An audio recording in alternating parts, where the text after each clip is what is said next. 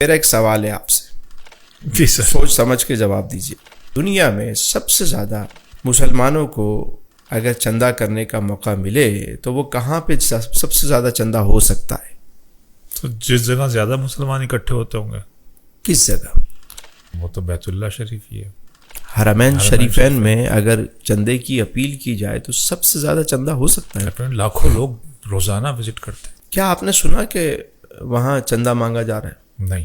آپ ماشاءاللہ ہو کر آئیں، کسی نماز میں اعلان ہوا ہو کہ بھائی چندہ دیں؟ نہیں. کیوں؟ چندہ باکس بھی ہمیں کہیں مسجد کے باہر بھی نہیں نظر آیا. وجہ کیا ہے اس کی؟ بلکہ مسجدوں کے باہر ہم نے دیکھا کہیں کھجوریں رکھی ہوئی ہیں، کہیں اس طرح پانی رکھے ہوئے ہیں. ٹھیک ہے، لے جاؤ کچھ لے جاؤ. آپ دبئی چلے جائیں، آپ کو نہیں کہیں ترغیب ملے گی. عمان چلے جائیں اور کئی GCC میں چلے جائیں، آپ کو یہ مانگنے والا کلچر نظر نہیں آئے گا. وجہ کیا ہے اس کی؟ کیا وجہ ہے سر؟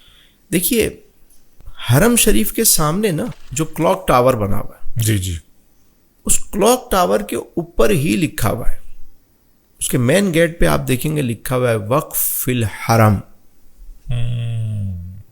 اس کلاک ٹاور میں کافی سارے 5 اسٹار 7 اسٹار ہوٹل ہیں اور بہت بڑا مال بھی ہے. اس میں مال بھی ہے. ان سب کی جو ارننگ آتی ہے حرم پہ خرچ ہو رہی. سرکاری سطح پہ تو سپورٹ جو بھی ہے، لیکن ایسی کئی چیزیں ہیں جس کی ارننگ جو ہے وہ حرم میں آتی ہے. مدینہ شریف میں آ جائیں. اب مدینہ شریف میں سب سے زیادہ چندہ ہو سکتا ہے جی، لیکن وہاں چندہ نہیں ہوتا. وہاں آپ دیکھیں گے حضرت عثمان بن عفان رضی اللہ تعالیٰ عنہ کے نام سے ایک ہوٹل آج بھی موجود ہے. اچھا. جس کا نام ہے فندق عثمان بن عفان. فندق عثمان بن عفان رضی اللہ تعالیٰ. یہ ہوٹل آج بھی موجود ہے. وہ جگہ ہے کہ ان کا جو کھجوروں کا باغ تھا جی، انہوں نے مسجد نبوی شریف کے لیے وقف کیا ہوا تھا. تو صدیاں گزر گئیں، آج وہاں پر ہوٹل تعمیر ہے اور اس ہوٹل کے جو پیسے ہیں، جو ارننگ آتی ہے وہ حرم پہ خرچ ہوتی ہے. اور اس طرح کی کئی عمارتیں وہاں پر ہیں، کئی انڈسٹریز ہیں کہ جس کے پیسے حرم میں آتے ہیں. آپ چلے جائیں ایران، ہمارا پڑوسی ملک ہے. جی جی، وہاں امام علی رضا رضی اللہ تعالیٰ عنہ کا روضہ ہے. اعتراف میں جتنے ہوٹل ہیں، 5 اسٹار ہوٹل بھی ہیں وہاں، وہ سب ملکیت ہے اس ٹرسٹ کی اور ان سب کی ارننگ وہاں آتی ہے. اچھا. یعنی اتنا فنڈ جمع ہوتا ہے، جیسے ہی فنڈ جمع ہو گیا انہوں نے کوئی اور پراپرٹی خرید لی، کوئی اور چیز خرید لی اور اس کو وقف کر دیا روزے کے لیے. اس سے کیا ہوا؟ آپ کے ایسٹ بڑھتے چلے گئے، انکم بڑھتی چلی گئی. پیسہ جمع ہو گیا، پھر کوئی چیز خرید لی، اس کو وقف کر دیا آپ نے. جی. ہم ادارے تو بناتے ہیں لیکن سورس آف انکم جنریٹ نہیں کرتے. ایسا ہی ہے. اب کیا ہوا؟ ادارے بڑھتے جا رہے ہیں، سورس ہے نہیں. ایک ہی سورس ہے کہ ہم نے مانگنا ہے.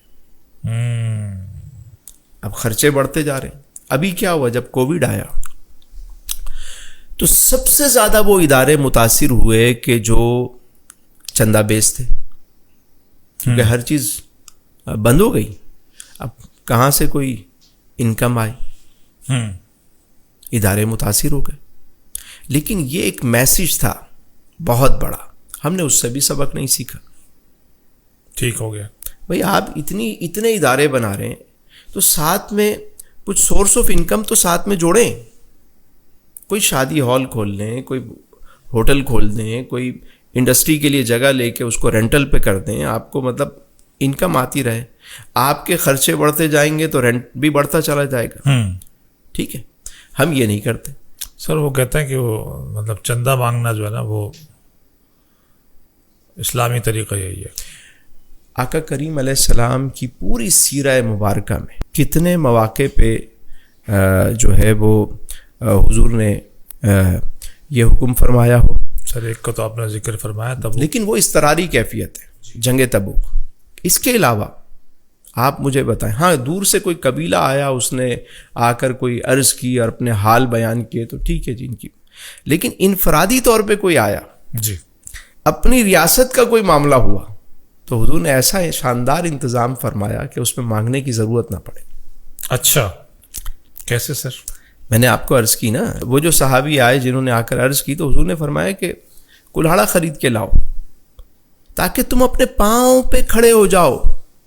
یعنی اسلام یہ پسند کرتا ہے کہ تم مچھلیاں لا لا کے نہ دو، اسے مچھلی پکڑنے کا طریقہ سکھاؤ. واہ واہ. اسلام یہ چاہتا ہے کہ لینے والا دینے والا بن جائے.